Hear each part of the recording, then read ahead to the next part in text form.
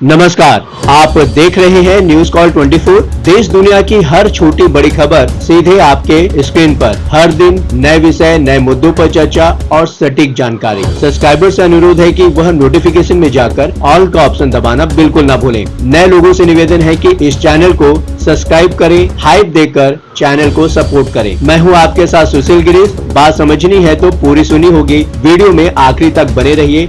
News call 24 के खास programme breaking news में आपका स्वागत है। क्या मोहन भागवत नारेबाजी की नई परिभाषा लिख रहे हैं? बीजेपी के लिए सबक और ममता को राहत, आखिर कैसे? जय श्री राम और भारत माता की जय बोलने को लेकर अक्सर राजनीतिक विवाद होते रहे हैं, लेकिन अब इस पर राष्ट्रीय स्वयंसेवक संघ की गाइडलाइन आ गई है। संघ प्रमुख मोहन भागवत की समझाइश है कि हर जगह ऐसी नारेबाजी की कोई जरूरत नहीं है। राष्ट्रीय स्वयंसेवक संघ की भारतीय जनता पार्टी से नाराजगी खत्म हो चुकी है, ऐसा बिल्कुल नहीं लगता। और मोहन भागवत की तरफ से आई नई समझाइश एक साथ कई इशारे कर रही है। बीजेपी के दो राजनीतिक नारों को लेकर जिस तरह से मोहन भागवत ने सख्त रुख दिखाया है, ऐसा लगता है देश में बदलते राजनीतिक समीकरण अब संघ की भी चिंता बढ़ाने लगे हैं। एक कार्यक्रम में नारेबाजी कर रहे लोगों को जिस तरह से मोहन भागवत ने डांट पिलाई है, अयोध्या में बीजेपी की हार की पीड़ा भी उसमें महसूस की जा सकती है। जय श्री राम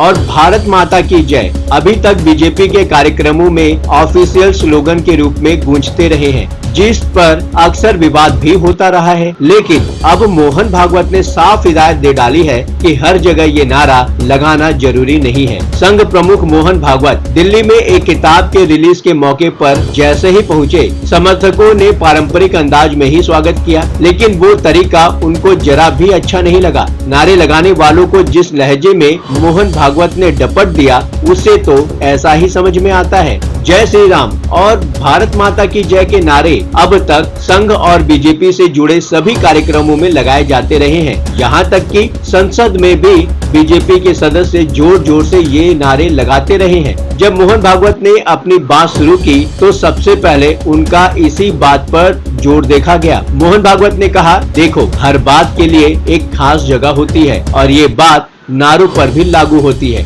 लेकिन ये वो जगह नहीं है। मंच के सामने बैठे लोगों ने ताली तो मोहन भागवत की सलाह पर भी बजाई, लेकिन क्या उन लोगों को अटपटा नहीं लगा होगा? क्या ये हिंदुत्व की राजनीति को लेकर अब तक चले आ रहे स्टैंड से यू टर्न लेने जैसा नहीं होगा? बीजेपी के नारों से किस किस को है दिक्कत? बीजेपी के इन नारों से सबसे ज्यादा चिढ़ते ममता बनर्जी को ही देखा गया है और ऐसा कई बार हुआ है जब वो आपे से बाहर हो गई हैं। लेकिन देश में बीजेपी विरोध की राजनीति करने वाले नेता भी हैं, जिन्हें दिक्कत तो दूर उनके मंचों पर भी ये नारे लगाए जा चुके हैं। आम आदमी पार्टी के नेता अरविंद केजरीवाल तो ये नारे लगाते ही हैं। बीएसपी प्रमुख मायावती को भी अब ऐसी कोई दिक्कत नहीं रही। ऐसे कई मौके आए जो इस बात की गवाही देते हैं। नीतीश कुमार ममता बनर्जी की तरह गुस्सा तो नहीं होते, लेकिन काफी असहज जरूर हो जाते हैं। 2019 के आम चुनाव में कैंपेन के दौरान ऐसा देखा गया था, जब मंच पर प्रधानमंत्री नरेंद्र मोदी के साथ बीजेपी नेता ये नारे लगाते रहे और नीतीश कुमार चुपचाप बस मुस्कुराकर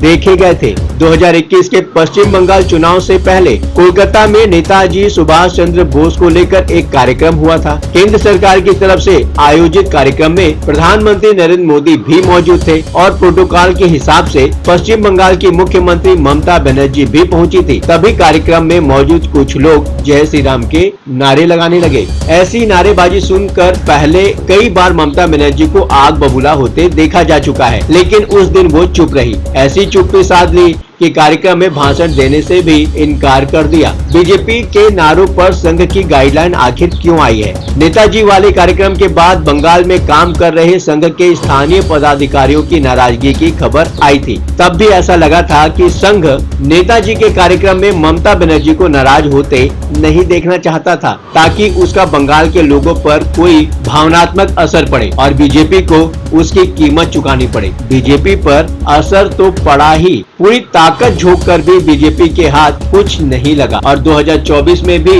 2019 के लोकसभा जितनी सीटें बीजेपी नहीं ला सकी। अभी तो यही देखने को मिल रहा है कि ममता बनर्जी बीजेपी और कांग्रेस से बराबर दूरी बनाकर चल रही है। ममता बनर्जी के हालिया स्टैंड को देखें तो न तो वो कांग्रेस के बहुत करीब नजर आ रही है, न ही बीजेपी से बहुत ज्यादा दूरी बनाते हुए देखी जा रही है। कोलकाता रेप मर्डर केस इस बात की मिसाल है। ये तो बीजेपी भी जानती है कि ममता बनर्जी के खिलाफ जाने की एक लिमिट है, क्योंकि अगर नीतीश कुमार और चंद्रबाबू नायडू का मन बदल गया तो आगे कौन संभालेगा। एहतियाती इंतजाम तो करने ही पड़ते हैं। अभी तक ममता बनर्जी की तरह किसी और को बीजेपी के नारों से दिक्कत नहीं देखी गई है, लेकिन मोहन भागवत की नई नसीहत कुछ मजबूत इशारे तो करती ही है। क्या बीजेपी की अयोध्या की हार भी इसकी कोई वजह हो सकती है? क्या संघ भी मानने लगा है कि हिंदुत्व के राजनीतिक एजेंडे में तब्दीली की जरूरत है और कट्टरता छोड़कर सॉफ्ट हिंदुत्व से भी काम चलाया जा सकता है? क्या संभावित सॉफ्ट हिंदुत्व की ये राह